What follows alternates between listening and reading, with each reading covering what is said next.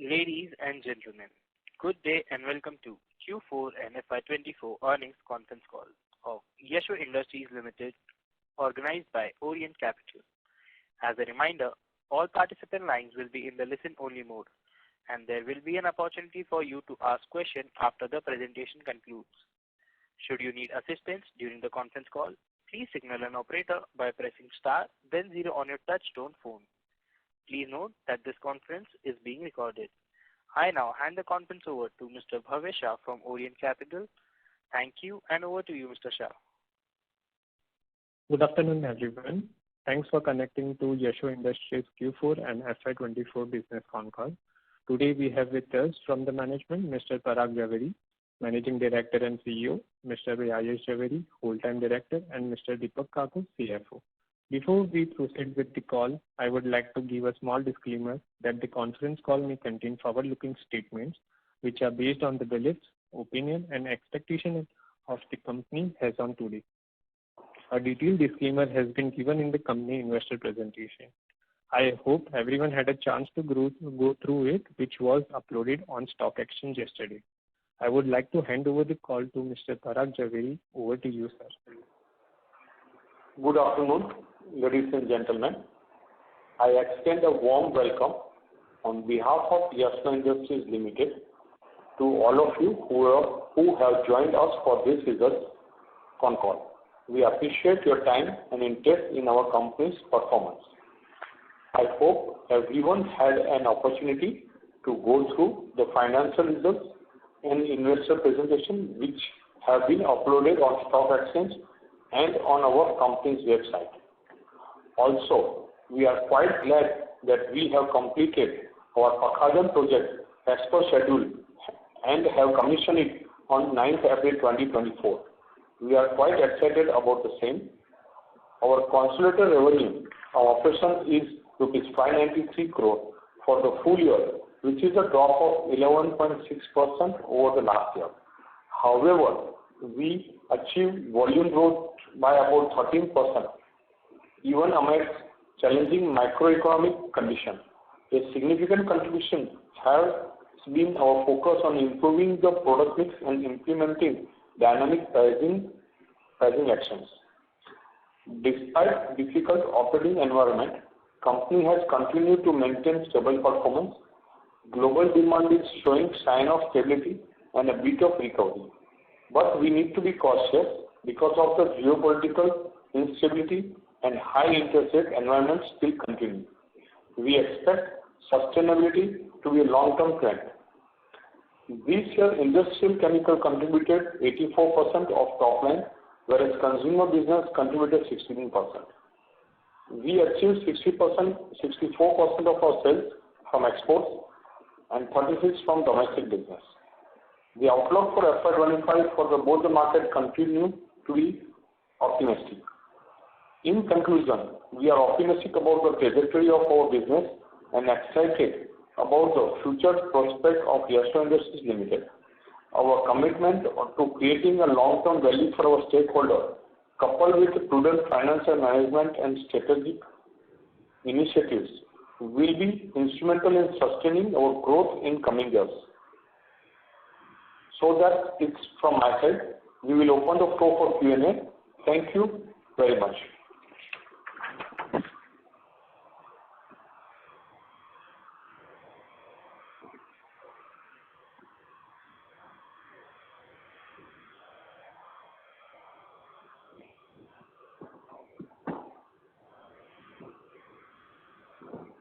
Hello? Yes, sir. Are we open for the question and answer? Thank you very much. We will now begin the question and answer session. Anyone who wishes to ask a question may press star and 1 on their touch-tone telephone. If you wish to remove yourself from the question queue, you may press star and 2. Participants are requested to use handsets while asking a question. Ladies and gentlemen, we'll wait for a moment while the question queue assembles.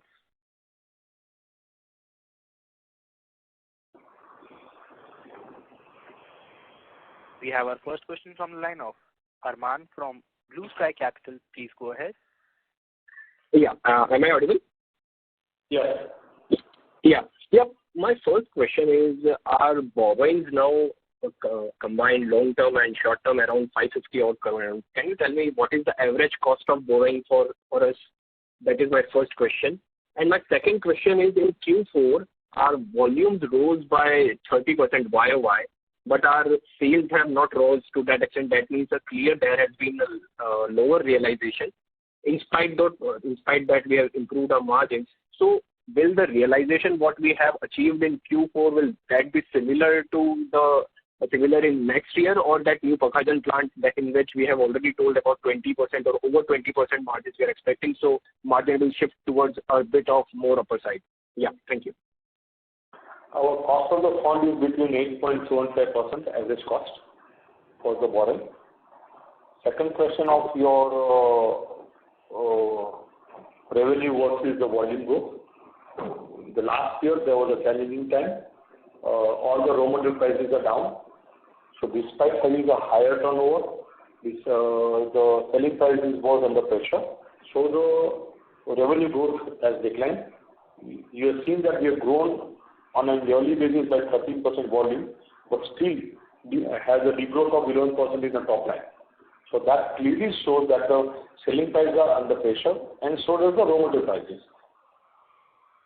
And we expect that to continue at least for next 6 months. We don't see a dramatic upward in the raw material prices, so does the finished goods prices, unless there is a disturbance once again.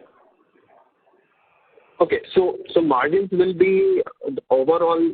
What will be the guidance for the FY25, because our new plant has also been commenced to production. So what will be the overall guidance for the margin for FY25? We have said always that the Pakhajan will add up some additional top line margins improvement, and we expect that in FY25 the margins should improve to anything between 19 to 20%, which from right now is about 17.8%, should improve to 19 to 20%, depending in that range. Okay, thanks a lot. Thank you. Thank you. A reminder to all participants, you may press star and 1 to ask questions. We have our next question from the line of Rahul Jain, a shareholder. Please go ahead. Hello, sir. Am I audible? Yes. Yeah. Can you give the contribution in the industrial side of the three categories, basically rubber, lubricants, and specialty? What is the revenue contribution of these individual categories? We don't have, sir. We don't provide that individual breakup. We can only give you the breakup of our industrial and consumer. Some category we don't have, and we don't intend to give that information. I'm sorry. Okay. So can you give a brief overview of the kind of product that will be produced from the new capacity? Are they new, completely new products, or it's something they we already are into, something which the products which we have already? We already have almost 75% of the product which is going to produce from Pakhajan are our old product which we are producing in Vapi. We moved to the Pakhajan purely because we need a higher volume. While there are 1 or 2 products which are new, which we have started at Pakhajan. Okay. Thank you. Thank you. Thank you. We have our next participant from the line of Anupam Agarwal from Lucky Investments. Please go ahead. Thank you for the opportunity. Good afternoon. Sir, my first question is on the answer that you just gave to the previous participant. Since we are moving, sir, 75-80% of our products which are already adopted to the new plant, why is it that realization at this 75 kg is far lesser in the Pakhajan unit compared to the Vapi? Seem to have some disconnect there, maybe in the Pakhajan. Anupam, I'm sorry, I can't hear you anything. Just a moment, sir. Give me a second. Hello, am I audible now? Yes. Yeah. So my question is, since we are moving 75% of the product from Vapi to Pakhajan, at Vapi we do about 75%. I never said 25%. I said the Pakhajan of that 25% is the existing Vapi product. I didn't say the Vapi is 25% going to Pakhajan. So let me rephrase it. So whatever we are making in Pakhajan, of that 75% is the existing product of Vapi. Vapi is not moved to Pakhajan. Exactly. Exactly. Product is moved out. So 75% of the products are existing products where we make a 500 rupees per kilo realization. And once we move to Pakhajan, why is there a disconnect in the average selling price from 500 to 350 is what we mentioned in the presentation? What is the disconnect there? No. Still you are not getting here. We have moved only the few products which are already priced at same price, which is going to sell from the Pakhajan same price. So the products which have been moved to Pakhajan are kind of a high volume average price. They are not a high price product of Vapi. Okay, and they are all industrial, right? Lube and additives. Yes, lube and rubber and specialty. So you are saying that the product that we are existing products that will go to Pakhajan are at a higher realization compared to Vapi or similar to Vapi at 500 rupees? Again, you are up to 500. I don't know from where 500 has come. We are just repeating our average selling price realization from Pakhajan will be in the range of 350 plus minus somewhere in that range. Products are also producing Vapi of the same size, but Vapi was produced in a very small quantity compared to the Pakhajan. So the change will come in a volume. Understood. Sir, in your opening remarks, you mentioned something about implementing dynamic pricing strategy. Can you elaborate a little more whether it is pricing attractively to get more market share from the customer? Absolutely. This is a time where we need to onboard many customers which are waiting for us to start the plant. We need to be a little aggressive. Right now there is a lot of competition coming out from an overseas market. The couple of countries from Asia are selling or dumping products at a very low price. We need to be a little aggressive on that side to ensure that the plant starts operating at least a reasonable capacity, so the plant gets used to it. Is that the reason, sir, we are guiding at 350 rupees? No. Because of the strategy that we are looking at? No. Okay. Understood. Thank you. Understood. Secondly, sir, my question on the debt again.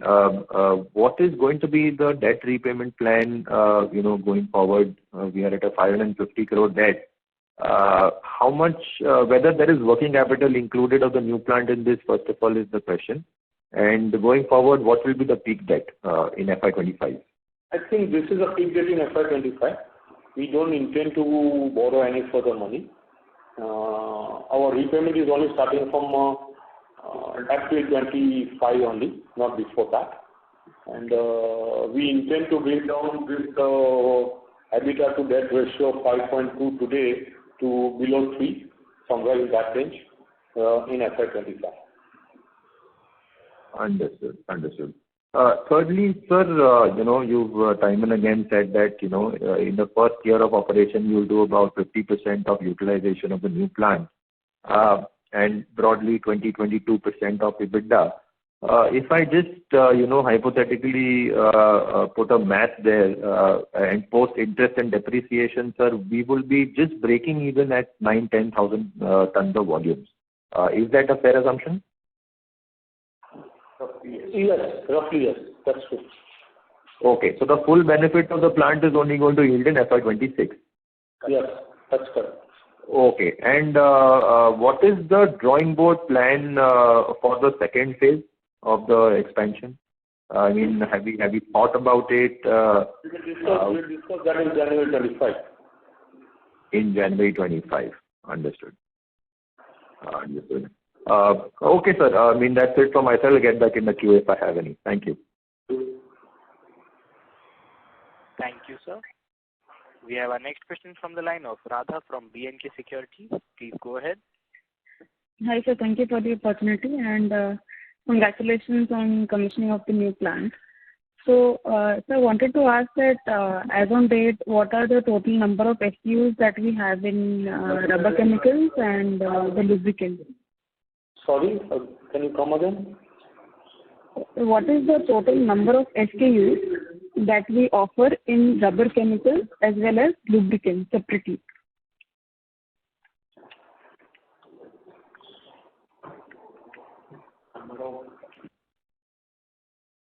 Number of products you are asking me. I think we are in the range of over 100 products into the rubber and lubricant segment. 100 products. 100 total. How much if you divide it between rubber and? Yeah, 90-100 products in the rubber lubricant active. Sorry, sir? Active products are between 90 to 100 products in rubber and lubricant. Okay, and so actually I wanted to ask how much in rubber and how much in lubricants. I don't know right now off the hand, but should be in the range of about 60-40. 16 rubber, 14 lubricant. All right, sir. Sir, out of these products, how much would you consider as a commodity and how much as a specialty product? Because in previous con calls, you have mentioned that we are more into specialty. So just wanted to understand what is considered as 90 to 100 products, about 25 to 30% is a specialty, rest are commodity.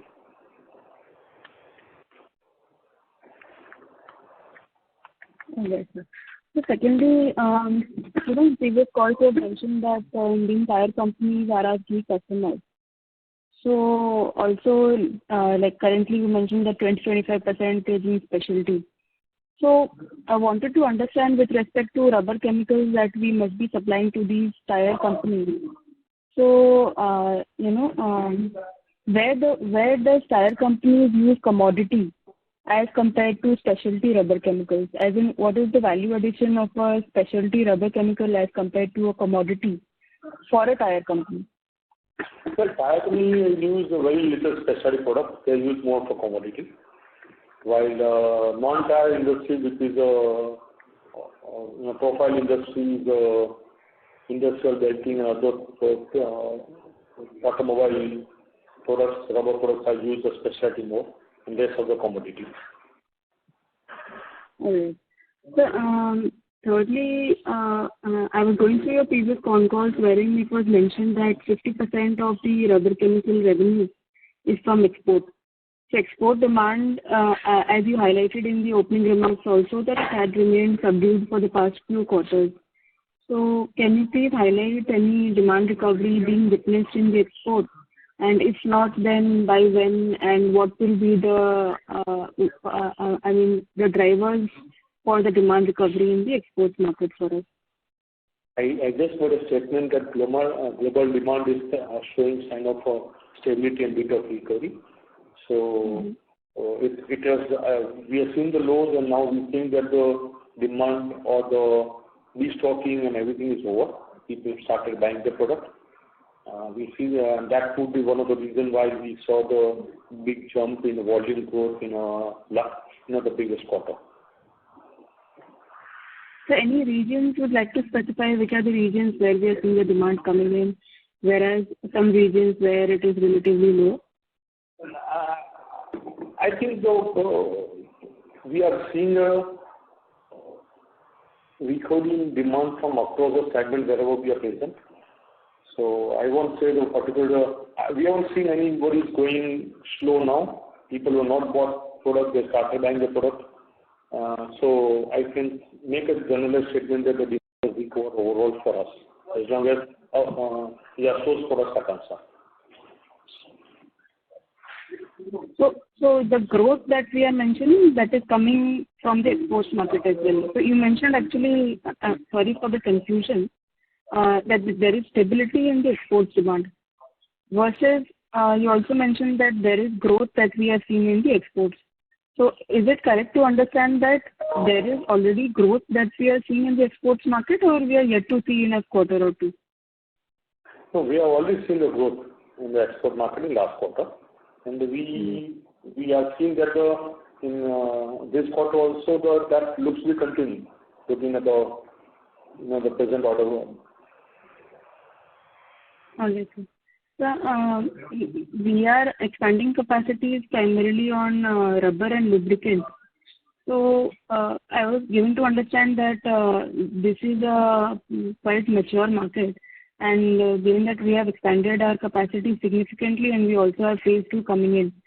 So, what gives us confidence for reaching this 50% utilization levels in the first year itself and then go on for further capacity expansion, given that this is a market where there are already matured players. So, do we have any order book or any kind of specific customer requirements that we are filling in, or how should we look at it, sir? Well, for a new project, we already have some shop commitments from many of our customers. It's a question of new location availability. Even though you are supplying from one plant, when you go to another plant, they need to revalidate the product. So that's what has to continue now, which already started the work. And then there are some customers who don't look at it, but they only look at the product and how it is specification-wise. It's approved, then it start working. So we have two categories of customers who have a long-run process of an approval, and while some customers which is a shorter time, which is between 1 to 2 months. So right now our primary focus is to focus on 1 to 2 months and start rolling the product out, and then waiting for a long-term larger customers who could stand with us for a long time. All right, sir. So in terms of these products, are we seeing the dumping in India continue, or is there any kind of lower dumping or any such scenario in these products? Well, dumping is happening everywhere, so I cannot make a judgment about that, what will happen, what will not happen. Okay? But the dumping is everywhere currently, from manufacturers from Asia, particularly. And unless until there is a mass improvement in that part of the world, we expect that to remain there. And that's the reason the raw material prices are at also the bottom side. So in terms of this new plant, what is our target domestic versus export mix vis-a-vis the current 64% exports that we have? Well, we hope to be maintaining the same ratio, but we might have a little more demand in the local market purely because of the Make in India concept. That might help us to we know a lot of local users who are importing the goods, but otherwise the ratio should be in the same range between 60 to 60-40 ratio. Okay, so lastly, in terms of China plus one, so in some of the previous con calls we had mentioned that other than USA, there is, or I would present it as other than USA because they have 25% anti-dumping duty on the Chinese. Is there any other location where you are witnessing this China plus one theme play out? Well, now that everybody are aware about the supply chain risk, so people are looking at alternate geographical sourcing, provided you match the price. Okay. So, yes, they want a non-Chinese product, but that's the Chinese side. So that's the challenge. And that's what I made a comment, that there is a serious issue on the pricing. Okay, sir. So lastly, so you mentioned with the current capacity for the Vaki plant, there is 25 to 30% specialty and rest is commodity. So, in line or continuing the question of the previous participant where, the 33-50 rupees per kg is expected to be the realization. So, will the new plant have more of commodity versus specialty, or is it the same mix that is going to continue? And a bit more clarity on, sir, on the realizations of the new products, or I would say the products from this plant versus the Vaki plant. And okay, your question is that how the realization looks like at the new plant. New plant is, as I earlier said, that the Vaki will produce more niche product, low volume product. When you go to the high volume product, they are kind of a commodity within the specialty segment. So we are getting to that phase. There could be a little special somewhere else, but if you go to the main application, it's kind of commodity, and the volume is there. So when we move to the high volume, we are not expecting and also the pricing of the product in the range of 300, 350 range. So that is going to be a trend. That as of now, at new plant, we don't know what's going to plan after 2 years. So I cannot comment about the future. But the current status is that currently the product which has moved to Pakhajan is all into the commodity nature, and all special products have been still going to be produced in Vapi. Then, sir, if Vapi will have more of specialty and Pakhajan will have more of commodity, and then we are also guiding that margins will be higher from this plant. So I'm unable to connect the dots. So is there anything I'm missing? I think we can talk this on some other time, okay? But margins are currently we are happy to maintain the margins in this difficult situation. And I'm saying that margin can improve as tomorrow if there is something else happening in the market. Okay, I cannot comment what's going to happen tomorrow today here. So I don't have the clear clarity about the future, how the prices are going to move forward. What we are just saying that the product which has moved to Pakhajan has a better EBITDA margin compared to that is mainly due to the sheer capacity, volume, and then automation what we have deployed. So that is going to reduce a lot of our cost. And so just one last question, if I may. Yeah. Yes, sir. Despite challenging environment, you had mentioned that we have witnessed a growth in our exports volume this quarter. So could you give me just the exports part, how much growth we have witnessed in terms of volume on a QOQ basis? Well, we have not met for how much, but the export has increased almost. See, last quarter we grew almost by 35%. Now that 35% growth, I will say more than 20% comes from an export and 15% must be from domestic side. So this is in terms of volume? Yeah, I'm talking volume. I don't talk about the pricing. Because always I like to measure myself in quantity, because price can change tomorrow, whole dynamic can change. If this price would be in 2020, the top line could be different level. Okay, sir. Thanks and all the best. Thank you. Thank you. We have our next question from the line of Pranav from Singular Capital. Please go ahead. Hi, sir. Thank you for the opportunity.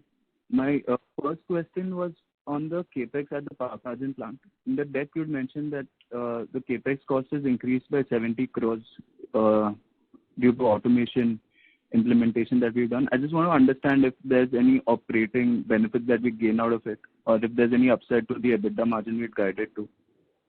Well, not only the upside, the original capacity was 17 KT, which is improvised to 20 KT with the automation. So automation is immediately help us. Number two, the kind of chemical we are going to utilize at Pakhajan are more toxic, inflammable. So we need to have some more safety features. And looking at certain conditions, we have decided that let's go for full automation rather than the partial automation. So the 70 crores has also transferred into the 2,500 ton additional capacity. It's not only the automation cost. Understood. So my next question was on the utilization for the Vapi plant. Could you help me with what the current utilization level for Q4 would have been? Well, I won't say the Q4 must be full capacity. So on an annual basis, it has crossed more than 90%, 90-92%. See, the Q4, when you say the utilization, it is always what stock you are carrying forward. You are not only what you produce, but also what you carry for stock. So when you look at the sales, you don't speak about what you produce, but also what you have in stock. Understood. Yeah, thank you. It's related to this. Since we're moving a substantial number, or rather volume of our products from Vapi to Pakhajan, what would the utilization post-commissioning of these products at Pakhajan, what would the utilization in the Vapi plant look like for the current year? I mean, I'm not looking for specific numbers, but just general. We are expecting to keep this momentum on. That means we should be able to utilize more than 90% of the plant capacity. Okay, understood. And so just last one, clarification on the cost of funds that you mentioned earlier. Could you just repeat that number?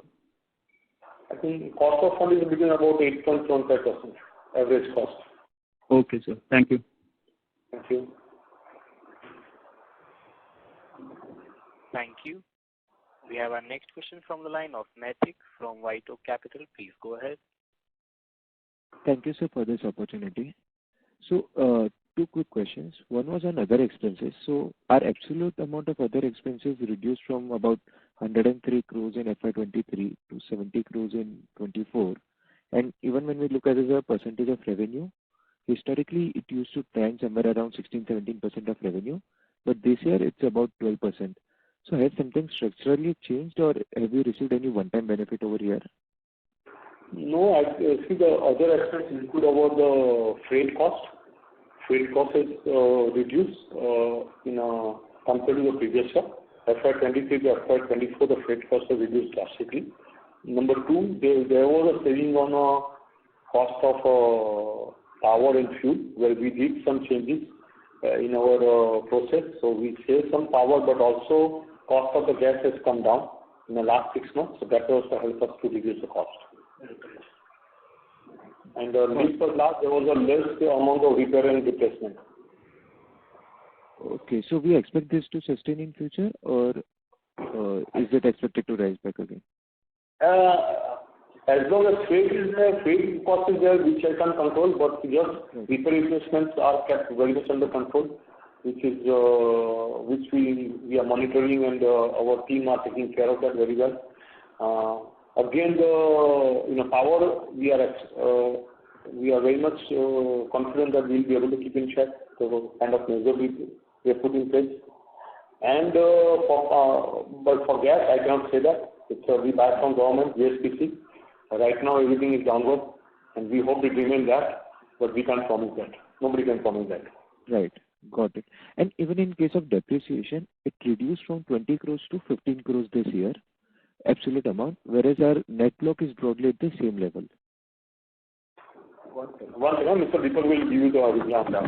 So most of the assets, the old assets have been utilized, and that's the reason the depreciation has come down from 20 crores to 15 odd crores.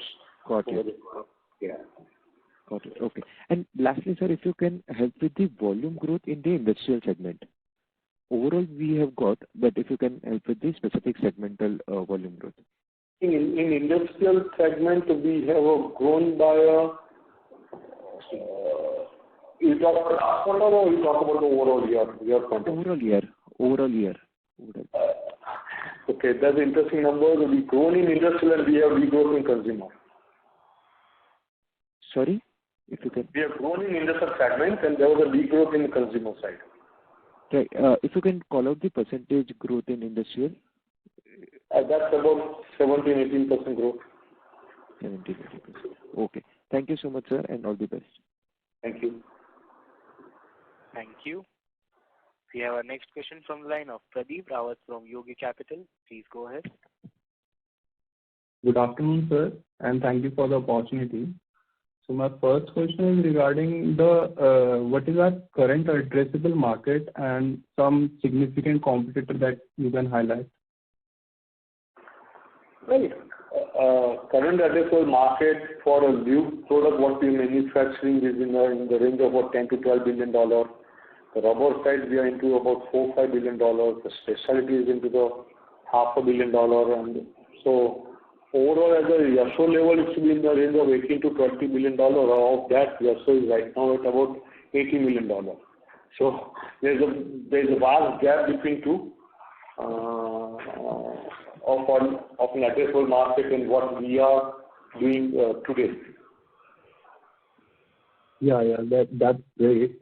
And my other question is about, do you see any risk for our estimate of 90% utilization for FY26 in the new capacity?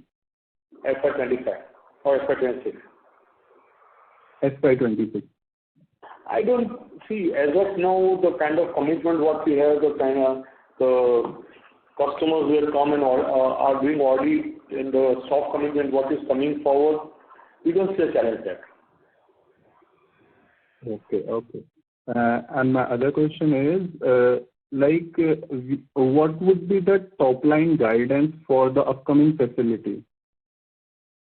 Well, what we are expecting in this FY25 about 900 to 950 CR revenue, and in FY26 in the range of about 1250 1300 CR top line. Okay.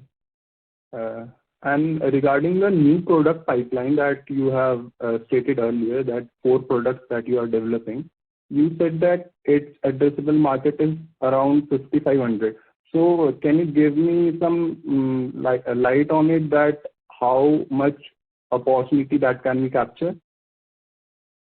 I think we can capture a couple of opportunities what we have mapped from our customer. As the customer has shown interest, we should be there. Not too late, but somewhere by end of this year, because a lot of companies are global companies. So they have RFQs. Their RFQ will be coming in place somewhere in end of the year, and we should start getting a business. Trial supply started, but the major RFQ only comes if we win the bids. So that's why for this year we are only talking about 45-50% utilization. First 2 quarters we don't expect too much operation, because we have to wait and watch for the final approval from our customers, and then the real business should kick in only by the somewhere in Q3, and that will start utilizing the plant with almost 60-70% from 20%, 25% in Q2. So that's one jump we are expecting, and then the last quarter should be we should be there. Okay, great. And my other question is regarding our margins. I can see over the year our operating margins have improved significantly. That's quite wonderful to see. Can we expect margin to grow further in coming years? I think we should expect, because we should at Pakhajan our expenses still should be under control. It's a mode of automation. Number 2, our fuel is not gas but it's a coal. Major fuel is coal there at Pakhajan, so that should bring in a lot of saving. Thirdly, we are also implementing the kind of an alternate source of energy, which we will, once we install it, we will make announcement. So that should also save a lot of money for us. So there are a lot of efforts we have been taking at new plant.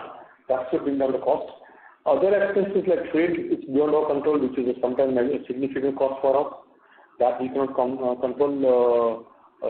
Number of employees are much less at the Pakhajan because of, again, it's an automated plant, no manual operations. So yes, and that's the reason we have given guidance for the better EBITDA margin at the company level. I'm not giving you at the Pakhajan level, because we are not going to give you that breakdown in the coming quarters. It will be a company level we are expecting. So when I say company level, we are doing 20, so we are doing somewhere 22, so average will come to 20, 19, 20. Okay, understood. Thank you for that. And I have a last question for the client concentration. Can you give a number about the revenue that we generate from our top 5 clients, top 10 clients, like that? Yeah, that's interesting. Our top 10 clients will be in the range of about 30-35% of our revenue. Okay. And last, yes, that's all. Thank you. That's all from my side. Thank you and all the best. Thank you. Thank you. We have our next question from the line of Pratik Oja from Share India Securities. Please go ahead. Hey sir, am I audible? Yes.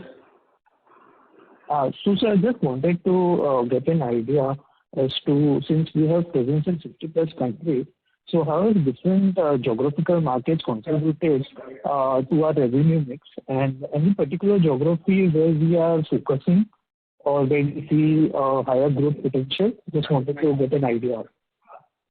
Well, lubricants and rubber both are placed across the globe, so I won't say any particular geography. So certain geography like mature market will take a while for an approval, as I said earlier, and which is not a mature market but a growing market can get a little reasonably faster approval process. So, but we are covering entire wherever we can reach out, we try to go there. So if you look at it, we are present today more than 50 countries globally exporting our product, and we intend to expand that. Okay. Very nice, sir. Thank you. Thank you. We have our next question from the line of Anupam Agarwal from Lucky Investment Managers. Please go ahead. Thank you for the follow-up. So my first question is, in your earlier presentation, not last presentation, but last year, the capex cost used to be about 350 crores, and now which is 470 crores. Is apart from the 70 crores of automation and debottlenecking, anything else that I'm missing out that has led to cost overrun? From 350, the original project was conceived at 350 crores with a 15,000 capacity. Yes. And we did it maybe to revise it to 17,000, so that's the cost escalation, and again from 17,000 it is going to 20,000. So from 350 to 470, 120 crores, but from there we added an additional capacity of 5,000 metric tons. Understood. Secondly, sir, on the consumer business, you gave an insight that industrial segment has grown 17-18%, and that's 85% of business, so roughly 15% of growth has come from there. So industrial consumer segment has declined by about 5-6%. On the margin front, I wanted to ask you whether that, in the previous con calls you mentioned that it is about 5-6% EBITDA business. Whether that has improved, or is there a loss in the consumer business at the moment? There is no loss, but the margins have not improved. So that's the reason we are not focusing on that business more to grow.